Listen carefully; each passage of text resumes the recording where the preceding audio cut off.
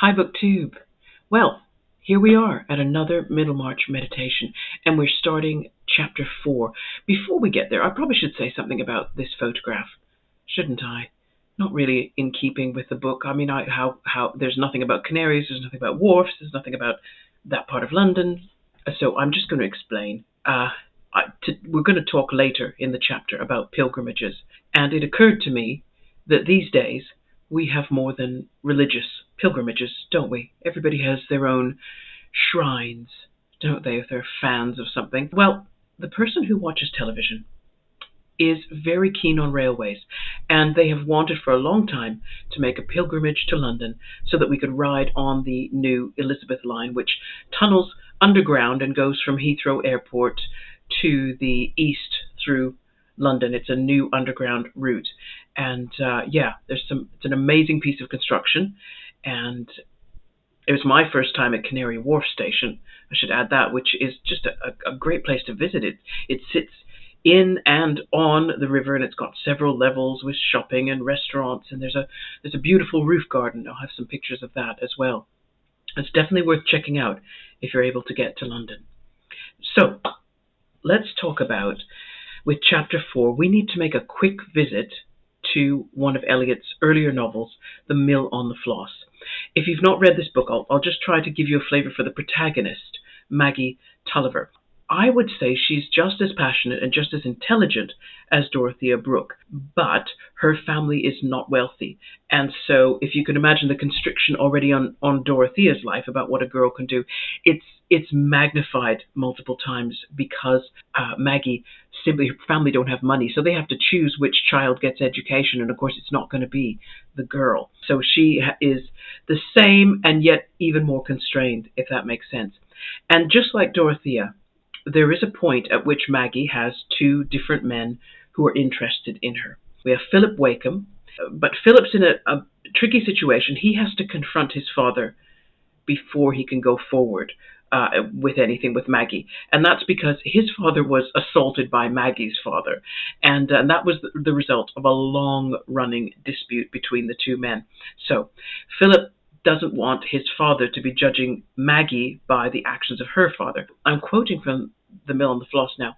And Philip says to his father, "I mean, you're extending the enmity to a helpless girl who has too much sense and goodness to share their narrow prejudices," meaning her father's. "She has never entered into the family quarrels." So that's Philip's case. His father replies, "What does that signify? We don't ask what a woman does. We ask whom she belongs to." And that's going to be key for the chapter today, because this principle that in the 19th century, it's true, what a woman did was irrelevant. Everybody knew that women did the same kind of thing. They were the domestic hub. They were meant to be at home, taking care of the home, taking care of the children.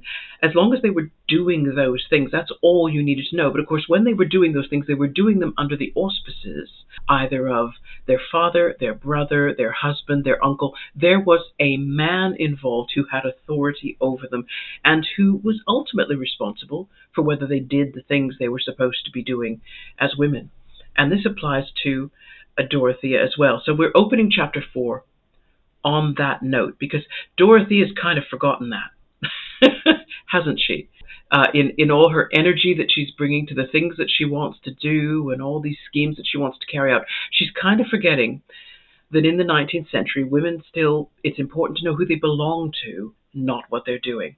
So with that, we will bring up page 35. And we're going to start, of course, with the epigraph. Now, this is an interesting epigraph because Eliot invented it. I, got ready to sort of look this up on Google and go, oh, what play is this from, this First and Second Gentleman? Well, it's not from anything. Eliot has invented this little piece of dialogue. Let's read it. First Gentleman says, "Our deeds are fetters that we forge ourselves." In other words, like clamps around our ankles. That's everything we do binds us, ties us down. And the Second Gentleman says, "Aye, yes, truly, but I think it is the world that brings the iron." Now, my notes at the top of the page here, you can see me getting 2 points from this. One, it is probably impossible to make a decision and act on it without limiting the decisions that you can make next. I think that's intuitive, isn't it? If you make a decision to take a job, and that job is 9 to 5, Monday to Friday in an office, very difficult to take another job that is also in an office and wants you to be there from 9 to 5. You can have a go. I'm sure people have tried anything. Although this principle is true, it doesn't mean people haven't desperately tried to work around it. But it is true that if you make one decision, it often then cuts down the number of options you have for your next decision. I think that's just a principle. It harks back to, I'm going to digress now, this isn't in my notes. Sorry, everybody, I hope this isn't too scary. But I'm thinking of Aleister Crowley. I don't know if he's your favorite person. He's a little notorious as an occultist, among many other things. But he did have an interesting view of morality. And when I say his principle was, do what thou wilt shall be the whole law. Now, you can hear that and go, that's a recipe for chaos. That's a complete recipe for chaos. And I don't disagree with you. I just think that with Crowley, you should never take his words as they just come. You need to really dig down and go underneath them. I think there's an implication in his words that he doesn't say. So do what thou will. Let's go with my principle in mind. Once you make a decision and act on it, you're going to limit the decisions that you can make next. So I think what Crowley was saying is yes, do what thou wilt. However, are you sure that you're doing what you want if you don't also want the consequences of what you do? Does that make sense? So in other words, if what you want to do is kill someone, let's pick a really gruesome choice. If what you want to do is kill someone, do you truly want the consequences? Because it's impossible if you live in a social group, and we are all social animals, it's impossible to kill someone and be absolutely certain that you know what the consequences of that will be. I mean, who have you killed? Who are they related to? Who are their friends? Even if they have no friends and appear to be the perfect victim, and I'm pretty sure that some killers do try very hard to find those perfect victims, can you ever be sure? Because we, in our culture and in other cultures, we set up organizations, police forces, law enforcement agencies, and their job, we've told them, please protect us from this sort of people who go around picking perfect victims, and so they do. So sometimes they might find you, and then they have, some penalties. Are you prepared for those? Is that what you want? Is that what you truly want? Because if it isn't what you want, if going to jail isn't what you want, you're going to have to ask yourself, you're going to have to back up and go, so is killing a person truly what you want? Or are you only able to think about what you want, the immediate thing you want, and not going forward? So Aleister Crowley's rule was actually quite insightful, because I think what he was saying is, no, when I say do what thou wilt, I mean you should have it planned out. What do I want in terms of my whole life? Not what do I want this second, or I'm going to eat that even though I know I have an allergic reaction to it, it makes me sick, I really like it.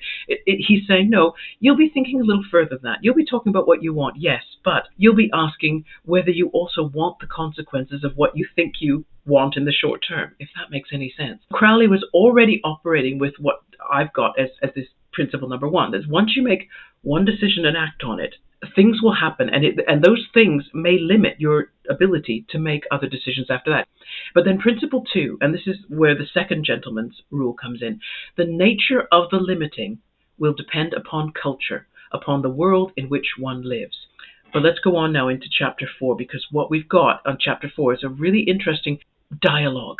We've finally got Celia coming to the fore, and we're getting to see and understand more of her than we ever have up till this point. What I'm going to do with this dialogue, if you don't know Robert McKee, he was a film writer, but he also taught screenwriting, and he taught fiction writers as well how to think like screenwriters. And I can remember that he would always talk about with dialogue, there's the words you put on the page, and then there's the actual emotive thing that's going on that's driving those words. And so that's what I'm going to do, is try and take apart this dialogue that way. And I'm also trying to show that whereas I was critical of Dorothea, wasn't I, when we left off with the last meditation, I'm not taking back that criticism, but I think we can balance the view now with some empathy, because these first 4 pages, they show, I think, that culture is the real problem here, right? Culture is the reason that Dorothea is fettered and limited, and she can't take the actions that she wants to without having consequences that she doesn't want. We're going to look at kinds of talking and the contrast between Dorothea and Celia, because they regard cultural limitations very differently. And I'm beginning to feel that Eliot, she doesn't regard Dorothea as better than Celia, and she doesn't regard Celia as better than Dorothea. I don't want to get too academic about this. I'm going to extract a very short quote from an article by Rosemary Beatty from the Journal of Narrative Technique. Full citation will be in the description box if you're really into heavy academic writing and you want to have a go. But I'm just going to quote one little part because I think it can make sense. I think you can pull it out without needing to understand the whole essay. Rosemary Beatty says here, the best description of the style, she means the style of Middlemarch, I can think of is Barth's term, Neither-Norism. The narrative implies that both voice A and voice B contain truth, that neither is fully adequate, but that in such and such a particular case, A is more true than B. What is consistent in the text is the narrator's apparent sense of which voice should, in any given case, be given more weight. If I'm interpreting Rosemary right, I think what she's saying is Eliot is trying to be fair to both Dorothea and Celia. She doesn't see either of them as possessing all truth, as having the right way of being a young woman in England in the 19th century. What she is doing, I think, is juxtaposing their behavior and their speech so that you, at different times as you read this dialogue, you will agree with one or the other of them, but by the end you'll probably go, actually, it's kind of a balance of both. Both are making the right point, but at the same time, I feel sympathy for the other, and do you know what I mean? It's gonna balance out. It'll feel like, we'll call it Neither-Norism, or Neither-Norism, I guess would be the better pronunciation. So that's how we're going to go through this dialogue. Okay, so on that basis, and I know you don't know Robert McKee, so you're going to have to get used to what I'm doing here with the dialogue, but I think you'll get the idea. So Celia starts out by saying, Sir James seems determined to do everything you wish, said Celia. That's my emphasis, by the way, as they were driving home. Now, to me, what Celia, by emphasizing that, Celia is saying, I'm not talking here about Sir James, by the way. I'm talking about you, Dorothea. My attention's on you. Now, Dorothea does catch that. Does do everything you wish. Right? And of course she replies by saying he is a good creature. So she wants to talk about Sir James. She says, let's talk about Sir James. He is a good creature and more sensible than any would imagine. Now that is patronizing, of course, but it also, she's distancing herself from Sir James. She's saying, yes, Sir James is lovely, but may I distance myself from him because, of course, his intellect, a little below par. Okay?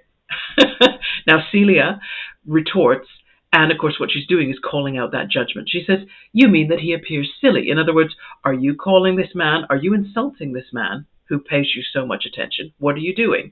I'm going to call you out. State it more plainly what you mean. So Dorothea, of course, who doesn't want to state more plainly what she means, she just softens her judgment, right? What does she say? No, said Dorothea, recollecting herself. In other words, thinking, wait a second. And also I love this laying her hand on her sister's a moment, which is a bit of an act of, it's a body language dominance thing, isn't it? It's like, just don't, where are you going with this? But he does not talk equally well on all subjects. So I feel like she's trying to soften the judgment, gives him some credit for saying some things well, but basically she's just trying to let's just move this subject on, right? I don't really want to dig deeper into this. And Celia is like, well, we're going to keep going. She's not so quick to forgive because Dorothea has been arrogant and she's elevating herself into a person who knows who has the wisdom to know when someone can or cannot talk equally well on all subjects. Celia knows that Dorothea always talks with this kind of authority and that this makes her older sister disagreeable, and that's exactly what Celia starts. She says, I think none but disagreeable people do. Ooh, what disagreeable people, Celia? And she says this in her usual purring way. That's prime attacking. Celia knows how to do this perfectly. Beautiful, beautiful voice. I should think none but disagreeable people do. Meaning, but the claws are out. The claws are out. There's purring, but there's also talons in that cat. She says they must be very dreadful to live with. Only think, at breakfast and always. When Celia remarks that they must be very dreadful to live with, she's speaking from experience, right? I mean, think on these quotes that we've already looked at in Middlemarch. From page 32, it says, Celia dared not confess it to her sister in any direct statement, for that would be laying herself open to a demonstration that she was somehow or other at war with all goodness. Right. Or page 21, and this is Celia's private thoughts. Stifled in the depths of her heart was the feeling that her sister was too religious for family comfort. Notions and scruples were like split needles, making one afraid of treading or sitting down or even eating. So you can hear her when she says they must be very dreadful to live with. Only think, at breakfast when I'm trying to eat, and always. So Celia's now beginning to move a little bit closer to what's been bugging her for a long time, which is all your crazy ideas. They just make it difficult to be comfortable around you. You're just on at people. She's hinting really hard. You are not easy to live with. Okay, can we talk about that? Can we talk about that? But of course, Dorothea does not want to talk about that. Dorothea laughed. When you don't want to take someone seriously, laugh. Start laughing, even when the conversation was not joking. Laugh as if it was a joke. So Dorothea laughed. Oh, Kitty, you are a wonderful creature. Meaning, what's like you're like one of those toddlers babbling away, and we're so charmed we have no idea what you're saying. So she pinched Celia's chin. This is all so patronizing. Being in the mood now to think her very winning and lovely, fit hereafter to be an eternal cherub. Ugh. It's just terrible, or even worse here, where she says, and if it were not doctrinally wrong to say so, and it is doctrinally wrong to say so, hardly more in need of salvation than a squirrel. The insults here, so beautifully couched in lovely language, but these are insults, right? So she laughs off Celia's remark, and effectively she's despising Celia's intelligence in her own mind. And she just restates her judgment of Sir James' intellect. She says, of course, people need not always be talking well. I'm trying to move this on. I'm trying to flip this around, trying to get Celia lost in this discussion, see if I can't fool her. So she says, only one tells the quality of their minds when they try to talk well. Again, still saying, well, I've heard Sir James talking, and Celia basically does what Dorothy is thinking. She says what Dorothy is thinking but not saying. She says, you mean that Sir James tries and fails. So that's Celia calling her out again, saying, you are still being arrogant. You are still being the judge of this man. Am I not right? And of course, Dorothea now, she has to really backpedal. And she goes into complete denial. She says, I was speaking generally. No, you weren't. This conversation was never general. This conversation began specifically. It began about Sir James, but more specifically, it began about Dorothea. Celia said, Sir James, he's doing everything you want. This is about you. But Dorothy has been trying and trying and trying to take the conversation off herself. And she says, why do you catechize about Sir James? It is not the object of his life to please me. Well, I'm very sorry, but at the top of the page, that's what Celia actually was saying. Sir James seems determined to do everything you wish. Yes, Dorothea, it does seem to be the object of his life to please you. And so, of course, that's exactly what Celia says. I love how Celia is saying exactly what Dorothea keeps denying. Now, Dodo, can you really believe that? Meaning, Dodo, I'm going to pin you down now. You have tried to squirm and squirm and squirm, and I'm not having it. Dorothea has one more trick up her sleeve now. She hasn't used this trick, breaking a taboo, which it says here in this paragraph. If I read it, she says, certainly, he thinks of me as a future sister. That is all. There we go. And the text says, the narrator says, Dorothea had never hinted this before, waiting from a certain shyness on such subjects, which was mutual between the sisters. Yeah, they've got a lot of subjects they're silent about. It'd be interesting to see if they have more of these very pointed discussions, until it should be introduced by some decisive event. Celia blushed, but said at once, now this is wonderful, pray do not make that mistake any longer, Dodo. Meaning, wipes that defense off as well. You could just see Celia just like, every argument that Dorothea is bringing forward to go, no, it's not. No, it's not quite like no. Oh, you funny little thing. Oh, no. Yeah, and Celia's just going. She's not laughing. Dorothea is clearly fighting not to be pinned down and to be made to face the truth about something, and Celia's not having it. Celia's just push until Dorothea runs out of justifying arguments. So anyway, back down to the bottom of the page. Pray do not make that mistake any longer, Dodo. When Tantrip, now Tantrip's a character that we haven't met, and I'm just going to take this page off and put page 35 on. I'm going to get good at this one day. Maybe by the time we're halfway through Middlemarch, you'll see that I get good. Yes, Tantrip was brushing my hair. So Tantrip is a household servant, and so it's understandable that she might not be mentioned before. This is England, you don't talk about the servants, they're invisible. But Tantrip was brushing my hair the other day, and she said that Sir James Mann knew from Mrs. Cadwaller's maid that Sir James was to marry the eldest Miss Brooke. Okay, that's it now. All the taboos are gone. There's no defense. Celia has put it straight out there and said he's going to marry you. That's his intention. Now what's Dorothea got left? Well, she can discredit the servants. She's English, she's upper class, she can discredit the servants. How can you let Tantrip talk such gossip to you, Celia? Said Dorothea indignantly, not the less angry because details asleep in her memory were now awakened to confirm the unwelcome revelation. Yeah, I bet they are. You must have asked her a question. It is degrading. You've talked to the lower classes to get the, how can you even go there? It's a pretty feeble defense at this stage, right? Because Celia has knocked everything else out from under her. So all Dorothea has left. This is Dorothea, remember, who's building cottages for the poor. But this is what she really thinks of people who don't have a lot of money or a lot of status. It's disreputable to listen to what they say. You wonder, what is her piety based on? Is it truly concern for the poor, or is it, well, I must appear religious and I must appear to be righteous, so I must do these things. I don't actually like these people. If you dug deep enough down into my psyche, you would find I dislike them intensely, but I've been told to do good things for them because, I remember the Gospels, and I do remember that Jesus was very keen on being kind to the poor. So, in spite what I actually think of them as people, I will build them cottages. And because I build them nice cottages, no one will actually know that deep down inside me, I don't like them.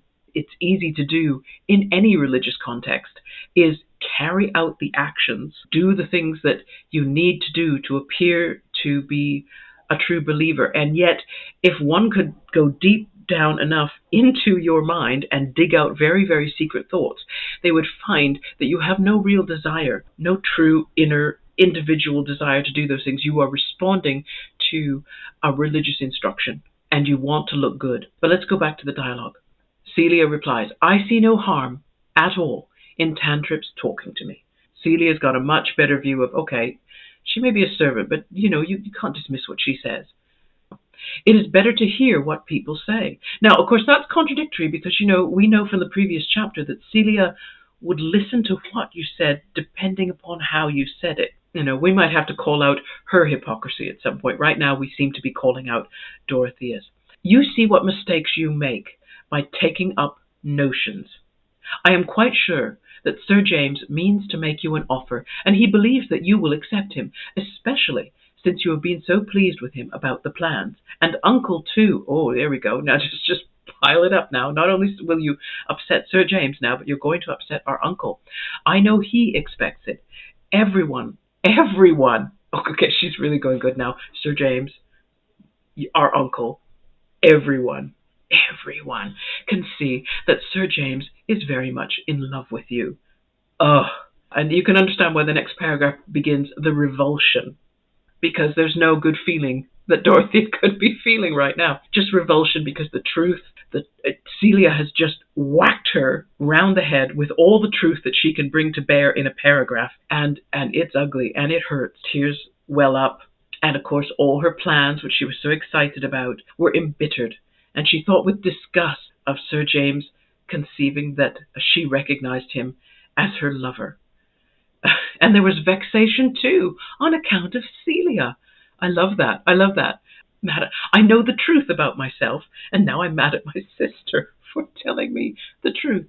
If my sister were here, by the way, she might be able to give some examples of how she and I have behaved in very Dorothea and Celia-like ways, with her being Celia. So I'm kind of glad she's not here.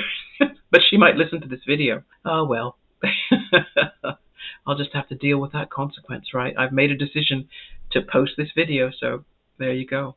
I'm going to skip to the end of the page, actually, because really all that is just fighting because Dorothy is mad, and Celia fighting back, thinking, I don't know what your problem is. I've told you the truth. You're just splitting hairs now, talking about definitions of words. Who cares? But Celia ends this page by saying, well, I am sorry for Sir James.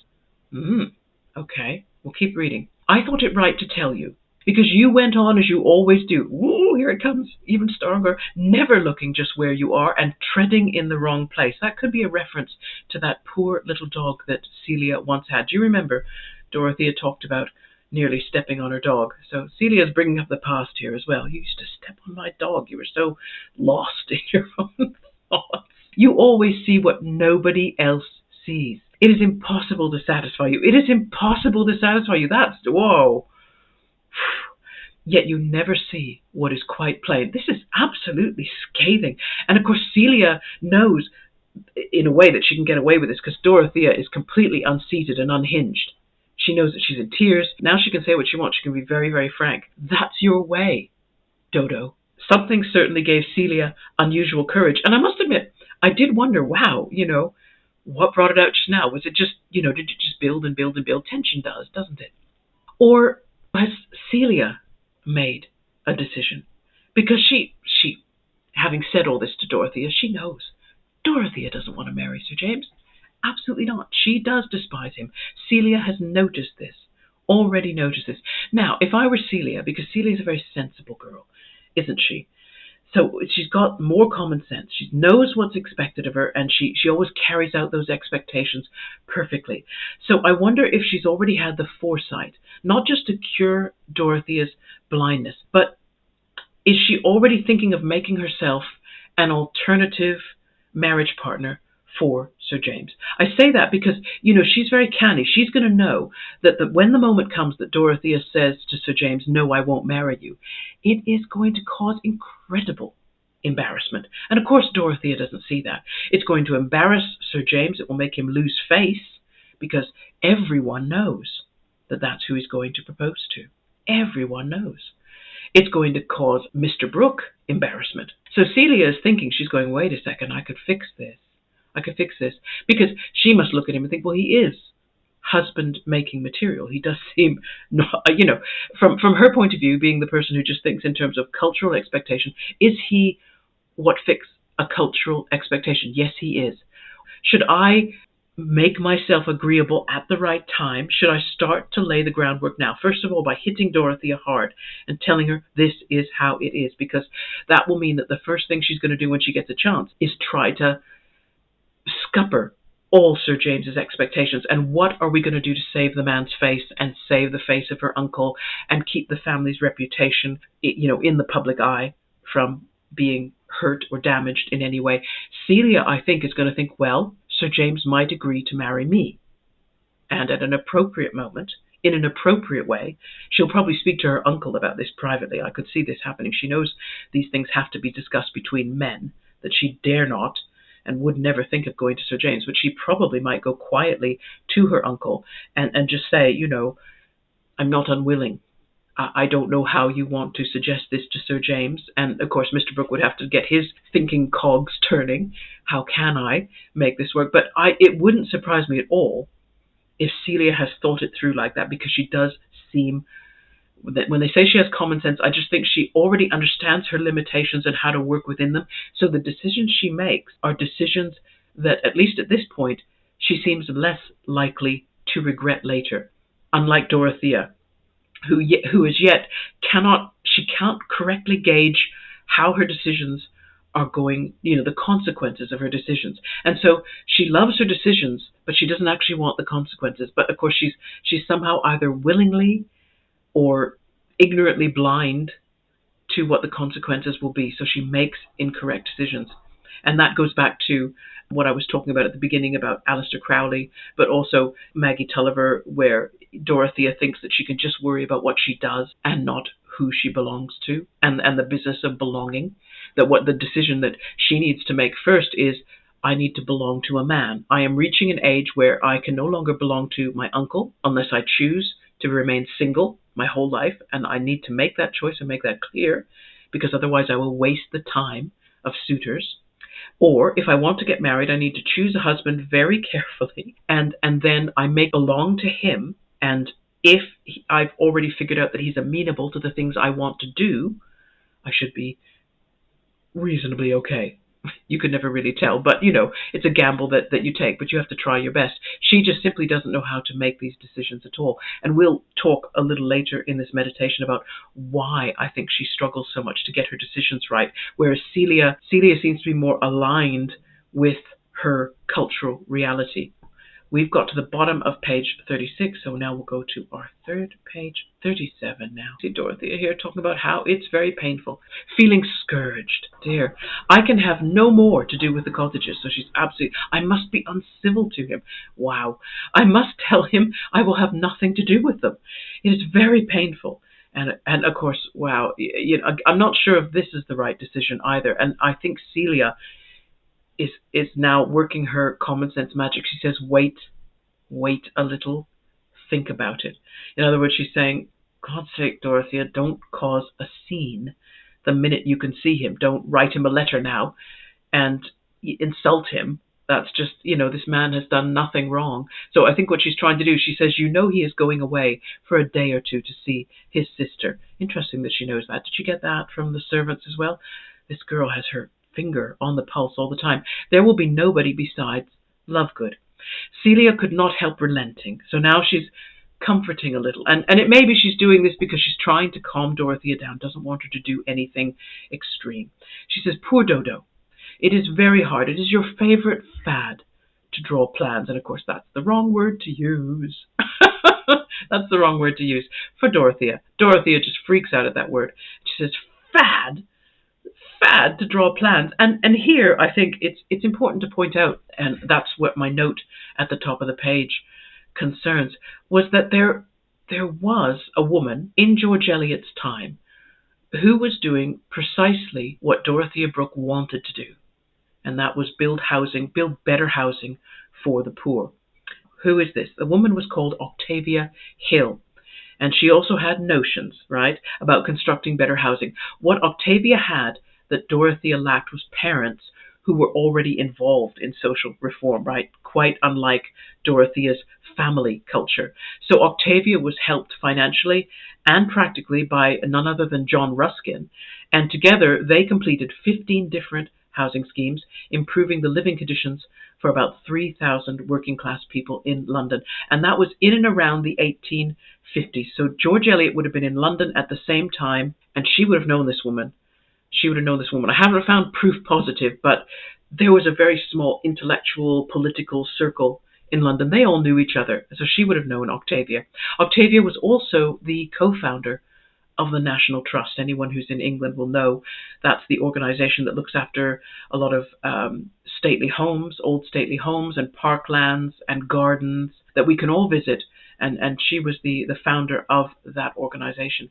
So she really did, Octavia Hill really did live out the St. Teresa life of a higher calling. I don't believe she ever married, and so she was able to be free and to concentrate rather on belonging to a man. She was able to concentrate on doing. So she was a very, very exceptional woman for her time. Now, Dorothea, it looks like sort of a budding Octavia Hill, but in a completely different context. And that context is what's going to make things different for her when she tries to make the same decisions. But of course, she's going on now. She's so angry because what she sees as a nobly Christian enterprise to build these cottages is being thought of as a fad. And of course, the conversation comes to an end. No more was said at the top of this paragraph. Dorothea was too much jarred to recover her temper and behave so as to show that she admitted any error in herself. Well, that's unfortunate, but she'll get there in time. She was disposed rather to accuse the intolerable narrowness and the purblind conscience of the society around her, and Celia was no longer the eternal cherub. Oh, there we go. Oh, Celia, she's lost that lovely status, but a thorn in her spirit, a pink and white nullifidian, lovely word, we'll talk about that word, worse than any discouraging presence in the Pilgrim's Progress. It takes me back, though, to Rosemary Clark Beatty, to that little quote that we read earlier about Neither-Norism.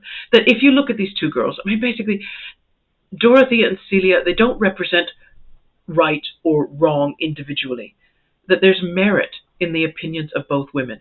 In Dorothea's mind, to want to do public works, to want to make a life as an upper-class woman of doing great public works for the service of the poor, nothing wrong with that. Many, many women in the 19th century managed, but they had to have the right circumstances in the way Octavia Hill did. Celia, she's just fitting in with the culture of the time, fitting everybody's expectations. She isn't going to stand out as a person. She's going to belong to someone. They're going to be pleased with her, most likely, yada, yada. She's going to do that kind of thing. Neither one is right or wrong. And Dorothea may seem the one who's more unhappy now. And that might look like it's arguing in favor of Celia. Do you see, Celia's right. But if you just conform to whatever the culture around you appears to want, well, the thing is, culture changes, doesn't it? So it wouldn't surprise me if later in the book, Celia has her own moment of humiliation. I'm putting that out there as a guess because I have not read ahead. I'm not doing that. I've decided, no, I'm staying in the present moment with these pages, and whatever I can draw from the text, I'm drawing. And so I'm speculating that probably it isn't just Dorothea that's going to have her low moments in this book. I think Celia will too, because just as you can say, well, Dorothea, she just has these high ideals and she's not attached to reality in any way, and surely she's just asking to be humiliated. Well, yes, but Celia also, because you can stick your nose to the grindstone and do whatever your culture tells you to do. And you can do that for 20, I don't know how many odd years, and then things can shift. And you can be left looking like the person who wasted their time. And if you then discover that deep, deep down, there was something you actually wanted to do, but you kind of pushed that down into your subconscious because you knew that the culture wouldn't approve, well, those wishes are going to come forward and be much, much stronger, because they're going to go, well, you gave me up in order to do this. And now look, it's meaningless.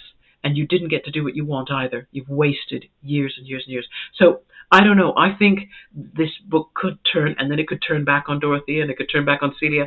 I could see both young women living long lives where they both got what they wanted and didn't get what they wanted, where they were both right and wrong. And so that's what I mean by the neither-norism of Middlemarch. If you want to keep it in the back of your mind, perhaps we'll revisit that. Maybe we'll see it happening in later chapters, in later pages when we do meditations. Now, we need to talk about the Pilgrim's Progress. We need to talk about nullifidian. I mean, nullifidian it's a word that was a noun. Oxford English Dictionary says 1560 is the earliest written use of the word. But it became an adjective in the middle of the 17th century. Guess when? During the Civil War, when a lot of people must have been accused of having no religious belief. That's what nullifidian means. I don't know that it's the same as atheist. That is to say, I don't think it means not believing in God. I think it just means not having any specific faith. You might still believe there's something beyond the material. Maybe you'll go, I don't know what it is. Maybe you take that tactic. But even so, but you don't have any specific religious faith. And I can understand how in the middle of the 17th century, a lot of people would be accused. Definitely, because if you weren't going to obey the rules of the church, well, well, maybe you don't have a faith. Because there weren't many faiths to choose from in England in the 17th century. It was Christian or what's the matter with you? Those were the two, right? So that's not a lot of choice. Again, we talk about cultural limitations. In the 17th century, you either were Christian or you could have some very nasty names thrown at you. And even, that could even apply to you if you just differed on a couple of points of doctrine, right? That could just, nope, you're not Christian. So who knows what you are? You're cast into outer darkness. Pilgrim's Progress. Let's talk about Pilgrim's Progress, because that's another 17th century reference. And it was not many people read that book these days, and I include myself. I have not read Pilgrim's Progress. I am reading it now because I think, oh heck, I feel like Eliot knew it well, and she would have, because from the time it was published, I think in 1670 it first came out. 1676, John Bunyan wrote it while he was in prison, and I think within the first few years, think about it, this is the first few years of the 17th century, it sold 100,000 copies. That's mind-boggling in the 17th century. I don't even know if that many Bibles were produced in the 17th century. That's how popular Bunyan's book was when it started, and of course it continued to be a staple purchase. Lots of people had a copy of Bunyan's Pilgrim's Progress, and many children read it. Many children were given it to read because it was considered good reading to give to a child.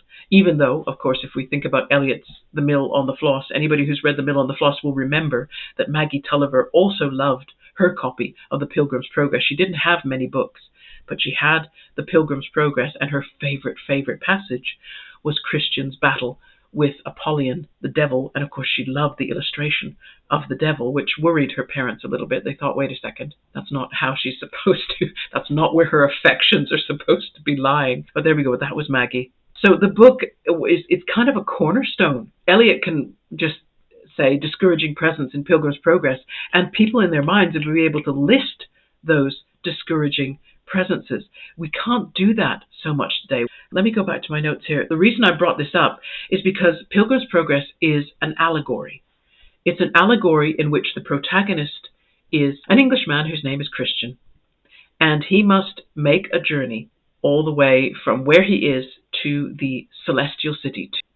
And Christian travels along, and he meets people who try to put him off the route, try to distract him, take him away, including, of course, the devil. He has all these obstacles and people, and the people that come to try to put Christian off, their names are characteristics. So, for example, you have a character called Obstinate, and guess what? Obstinate, it's a very stubborn person, as you might expect. Now, the thing is with these allegorical characters is they have a single dimension. Obstinate is just obstinate, very determined, but not much else. Real people are more complex. So a person who may seem obstinate about one issue might be very relaxed about another. So you've got Dorothea maybe using this narrative. You can see she already has Pilgrim's Progress in her mind, and you imagine that she's read it more than once, and that it is a little bit of a blueprint for her about how I should be. I also want to be like Christian. I want to make my journey without deviating, and I want to get to the end. I want to get it right. However, there's a problem with that. If she always positions herself behind the eyes of Christian, then how is she going to recognize when she's behaving like some of the other characters, like Obstinate, for example, because Dorothea can be very obstinate. But of course, she's not obstinate, is she? She's Christian. So this is the problem with allegories where people are representing characteristics, is that once you position yourself in that narrative and you go, well, I'm this person, you think, well, not today you weren't. Today, I'm afraid, you played obstinate to someone else and you put them off their journey. It's one of the weaknesses of having that parable behind you.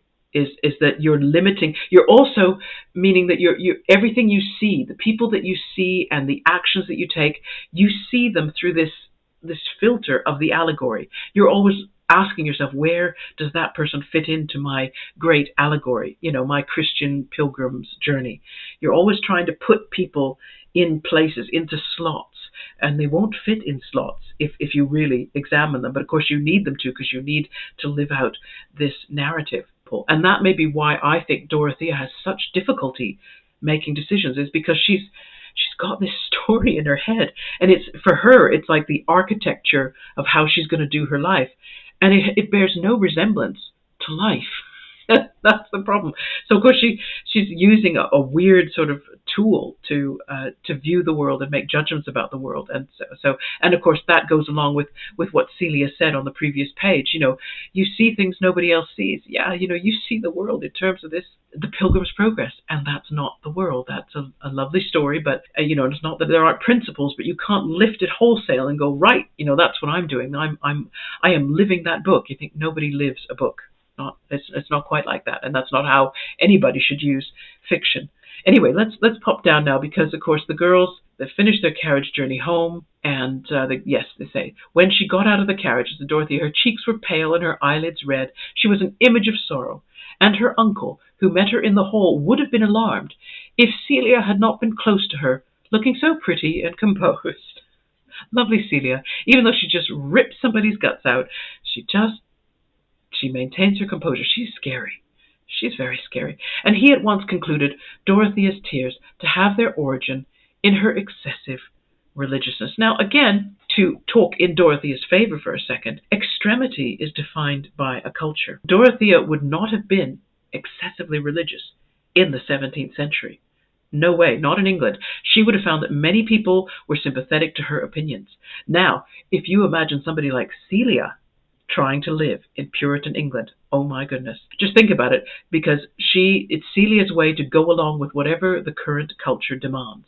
But if those around her had been very religious, and they expected her to be, if that was the demand that was on her, well, I wonder how she would have coped. I just wonder if she would have been the one then who seemed a bit blind. Right, so we go on. The uncle says, well, my dears, I hope nothing disagreeable has happened. He's just checking. Good for him. And Celia, of course, jumps in. No, uncle. We have been to Freshitt to look at the cottages. We thought you would have been at home by lunch. Now, that's interesting that she makes that remark. I'm just wondering what she knows. Celia with her ear tuned to everything the servants know. I just wonder if she's asking this question in a leading way. But I can't tell. Can't tell from the text. Her uncle says, I came by Lowick to lunch.